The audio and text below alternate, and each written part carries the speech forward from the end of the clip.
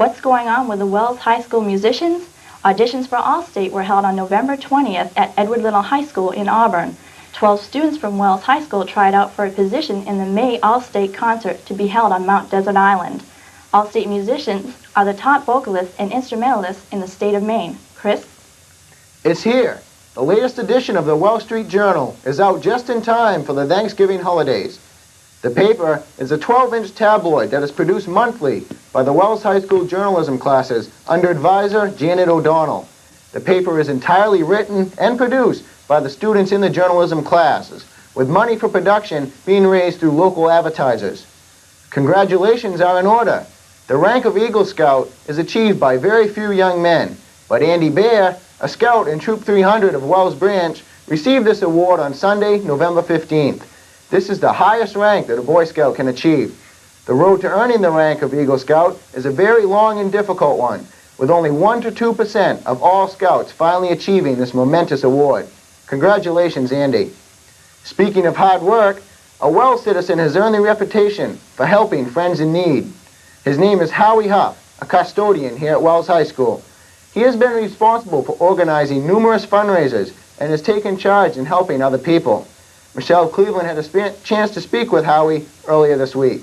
Hi, Howie. Can you tell me a little bit about the walkathon held in September? Well, first I made a drive, house-to-house drive, and collected over $3,000. Then I went on a walkathon, set up a walkathon. Got rain out the first time. Then the next following Sunday, I scheduled it for another day.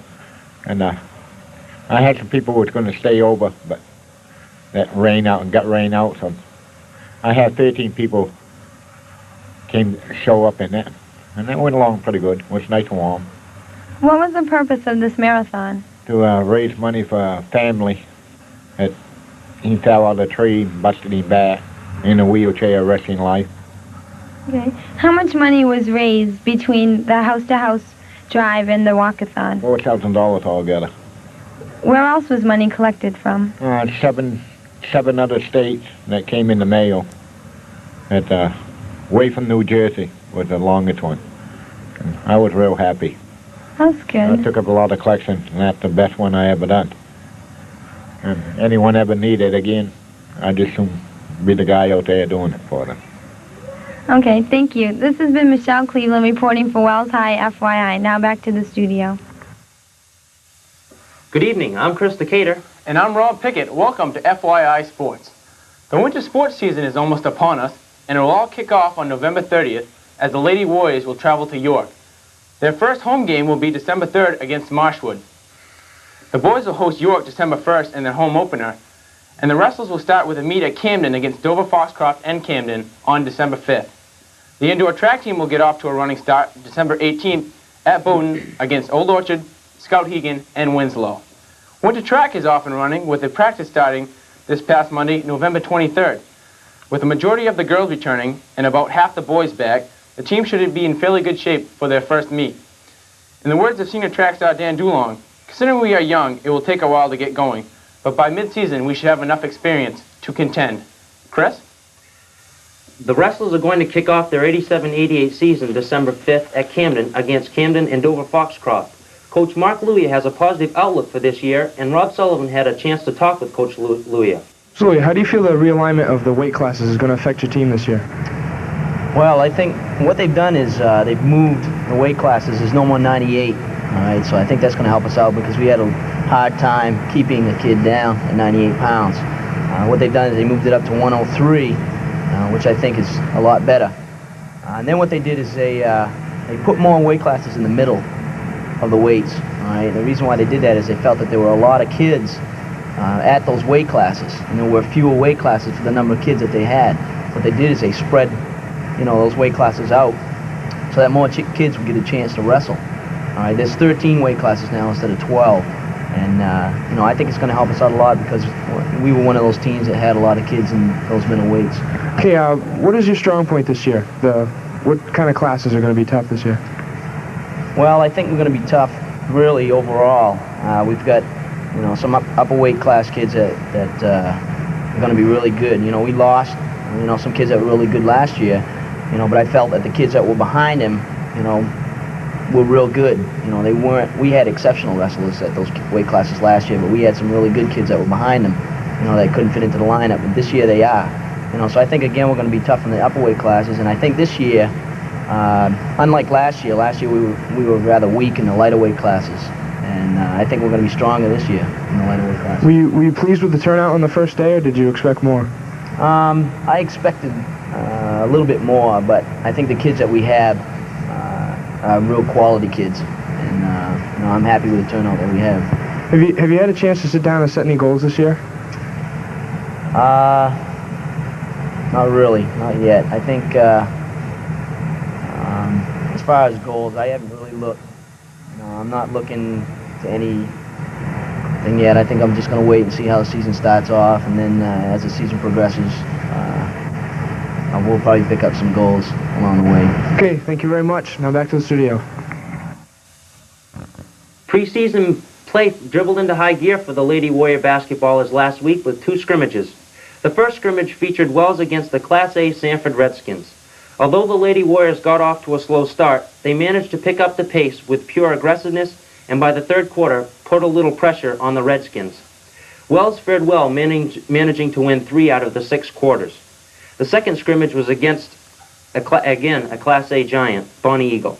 This time, the Warriors were determined not to fall behind so quickly as they came ready to play. Captain Holly Morrison was back for her first scrimmage after an ankle injury and did her best to spark the team. In the end, it was a bigger school that prevailed, as the ladies in red could only grab 2 of the 6 quarters. Rob? Who is the successor to last year's boys junior varsity head coach, Rick Coyne? It's Jay Moore. Moore is a business teacher at Wells High School and was named earlier this fall to the JV coaching position. He has just finished coaching the cross-country team and feels that this experience will only help him with his basketball team. Moore will also be assisting head coach Andy Dufort with the varsity squad. Earlier this week, Michelle Aldridge had a chance to talk with Coach Jay Moore. Mr. Moore, how did the success of the Warrior football team hold you up in your basketball tryouts? Well, we started tryouts right around the 1st of November, and as we all know, they played right up until the 14th of November. That was a state championship game. So we went about 2 weeks without any football players trying out, and one of the biggest problems was that we didn't know how many people to cut when we made our first cut, because we didn't know how many football players we were going to have out try out for the team. So that probably was the biggest problem we had. How was the turnout for tryouts? We had, I think it was right around 20 or so try out for the JV team. So it was a fairly good turnout. How many players do you plan to carry on your JV squad? Well, right now we have 13. Probably that number will be, we'll probably carry 12 or 13 players. So it won't change that much from, the amount of players we have right now. Okay, being from Bucksport, which is upstate Maine, and we have the new teams that are in the conference this year, have you had a chance to see any of the teams play? Well, I haven't seen any of the new teams, but I think that the competition down here may be a little bit better than it is up north. Overall, I think players may be a little bigger and stronger down here, but we're just going to try to be competitive and have a winning season. Last Friday, you had a scrimmage against Bonnie Eagle. How do you feel your team played in this game? Well, Bonnie Eagle had some players play on their JV team that are going to be playing on their varsity team, and it was our first scrimmage. And the players were a little nervous, but we worked hard, and overall, I was pleased with the effort. Have you set any goals so far for this season? Well, I think anytime you enter a season, one of your main goals is to finish above 500. Of course, we don't have any tournament like the varsity does at the end of the year, so there wouldn't be any tournament goal. But I'd say our biggest goal is to improve from day one and finish over 500. Do you feel that being a new coach this year, that this proposes a problem with the attitude toward you within your team? Well, I don't think so. I think it could turn out to be a positive thing. I'm young and energetic, and I think I can relate to my players quite well. And I'm an aggressive type of coach, and I was an aggressive type of player, and I just hope that'll carry over to my players. Well, thank you, Mr. Moore. This has been Michelle Aldridge reporting to you for FYI Sports. And now back to the studio. On Friday, November 20th, the Warriors played a scrimmage against the Bonnie Eagle Scots. Although the Warriors looked sloppy at times, they managed to pull out a one-point victory. The Scots' domination on both offensive and defensive rebounds allowed them 4 or 5 shots at the hoop, while the Warriors, on the other hand, struggled for one shot. Jeff Perini, senior power forward, said that the team didn't run through their offense as much as they'd like to. The Scots were tough under the boards, he said, and he feels that the Warriors have to execute better to become winners. Perini added, "We have the talent and the height to capture a state ball." Chris? Quarterback Scott Fortuna didn't receive a pass all year, but did receive the Campbell Award for his tremendous efforts on and off the field. Here's Brian Bush, who got a chance to talk with Scott. Brian? How does it feel to receive such a prestigious award as the Campbell Award? Oh, well, it's definitely an honor, especially when I look at the award and see the names of the players who have won it in the past. I look at all the great players that, got the headlines when I was younger, and just, it makes you feel that much more, recognized. Who or what inspired you to play football? Well, back in 6th grade, well, it's about 6 years ago, there was no junior high league in Wells, but Sanford had a midget league type thing for kids up until their 6th grade, and a couple of kids from Wells, me and Kelly Boone, Jimmy Stevens, and Paul Colorasi, we got involved through Kelly's dad, Mr. Boone. He heard about the league, and he wanted us to see how we liked it and try it out. So all of us live close to Sanford anyway, so we got involved in that. So I'd have to say Mr. Boone was my inspiration to put the pads on. So Mr. Boone was your coach at one time, as I understand. Yeah, he was my coach for 3 years when I was in 6th grade in Sanford, and then my 7th grade year when a program developed in Wells. He was my coach then, and also my 8th grade year. Getting back to the award, what other athlete do you think deserves this award, if any, as much as you did? Are there any other athletes that you think could have received this award as well as you? Well, every team, had their standout athlete, and it was a very tough conference. And to name names, well, Jason Link I thought was very deserving, and Danny Dulong. I'm not being prejudiced just because they're from Wells, but I thought they would be deserving if they were on any other team and performed the way they did. Guys like that, just standouts on both sides of the ball. You got Chris Cassidy from York, the quarterback, and Dave Turner, the quarterback from Freiburg Academy, that both did statistically, excellent. So, any of those guys I thought could have won it just as easily as I did. According to the Portland Press Herald, you said there are people you couldn't have done it without certain people's help. What are these people? Could they be family, football players? Well, you can thank people for hours, but just my coach stands out, my teammates, like I said, my line, I had so much time to just sit back and pick out a receiver this year. It made my job easy. And when you got guys like Jason Link and Kelly Boone, Andy Bear, Jimmy Clark, that are running backs, a team can't really focus on one person. So our excellent running game opened up my passing game. My receivers, all of them had great hands, and the support they got and gave to me as athletes and as teammates, those are the people that stand out as far as when I say I couldn't have done it alone. Are there any future plans for college as far as football is concerned? Well, right now I'm looking at larger schools of 15,000 or more, so those would be Division I schools as far as football is concerned, and the chances of me playing at a Division I school are pretty slim. So I don't plan on continuing my career in football, but I'm looking at bigger schools. That's the main reason. I suppose if I went to a smaller Division III school, I could try out for the team, but where I'm going to such a big school, I really don't see any chance. Do you know what will you be majoring in in college, if you go to college? Well, I'm not really sure. I don't have one strong point. I seem to be interested in a little bit of everything.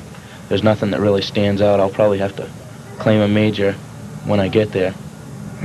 A lot of people say that, well, I wouldn't say a lot of people, but do you think if you were to get on a football team in college, do you think your size would have to, would interfere? Yeah, well,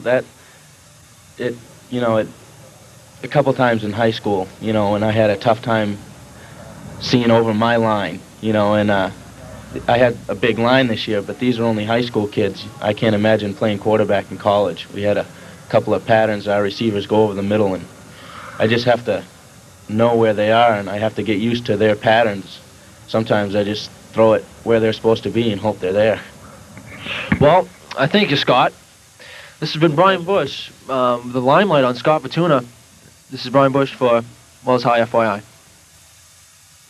Thank you, Brian. Along with the Campbell Award, Scott Fortuna received a $150 scholarship. This scholarship was donated by WNEC Channel 12, who should be commended for their continuing effort to reward great scholar athletes for their accomplishments. This has been Chris Decatur and Rob Pickett. And now to this week's editorial with Michelle Aldridge. Good evening. This week's editorial deals with a very important matter that affects an athlete's life, sportsmanship. Sportsmanship is defined in the dictionary as the qualities and conduct befitting a sportsman. A sportsman is one who abides by the rules of a contest and accepts defeat and victory graciously. In the 1987 Campbell Conference Championship football game between the Marshwood Hawks and the Wells Warriors, I feel that both teams should be commended on the tremendous sportsmanship that was shown toward one another.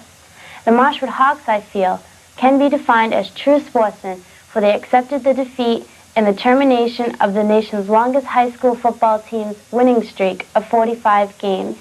Even after losing this important game, the Hawks were able to hold their heads high and act with great respect toward the Wells players. However, it is not only the athletes that must act with respect toward their opponents, but the fans must also act in a sportsmanlike manner, and the Wells and Marshwood fans did just that. I feel that both schools should be very proud of the sportsmanship that was exhibited by their athletes and by their supportive fans. Thank you. Thank you, Michelle. The opinions expressed in that editorial do not necessarily represent the opinions of this station or the Wells High FYI news staff. Eating in a school cafeteria may just be a memory to some people. However, all senior citizens in the area are invited to relive that memory.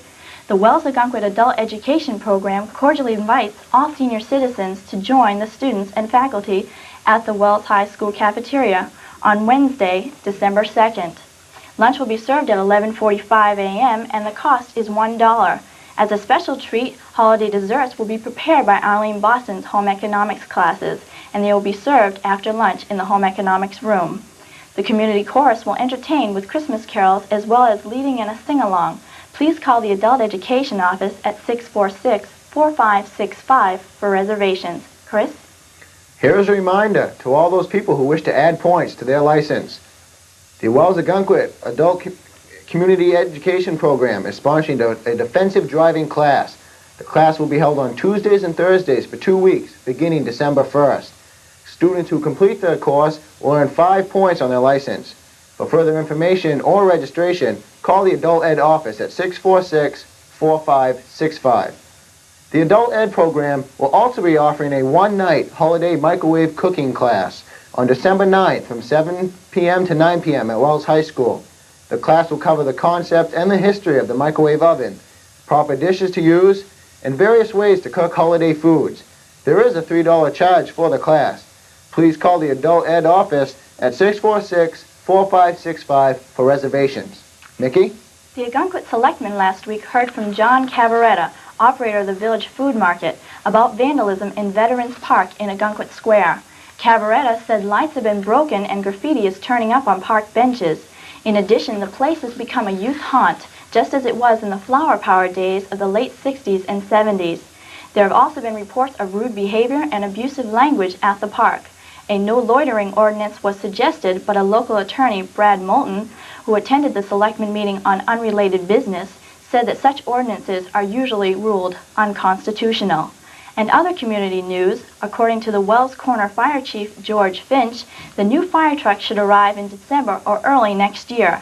Last March, voters decided to spend $500,000 on a new station and fire truck.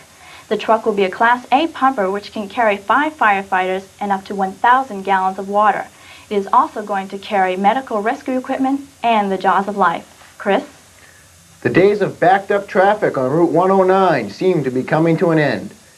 Construction on the new bridge is almost complete, and this winter, guardrails will be added and the old bridge will be dismantled. Top layers of paving will be added during the spring. For a while, the key roadway linking Sanford and Wells had local merchants worried that construction would not be complete by this summer, but now they seem to be a little more relaxed. Speaking of being worried, do you need money for college? Don't know where to turn? Try the reference shelf of the Wells Public Library and read about college costs. Also, the library has just received the brand new 1987 5-volume set of the College Blue Book, which includes everything you need to know about college, including an entire volume on scholarships, fellowships, grants, and loans. Mickey?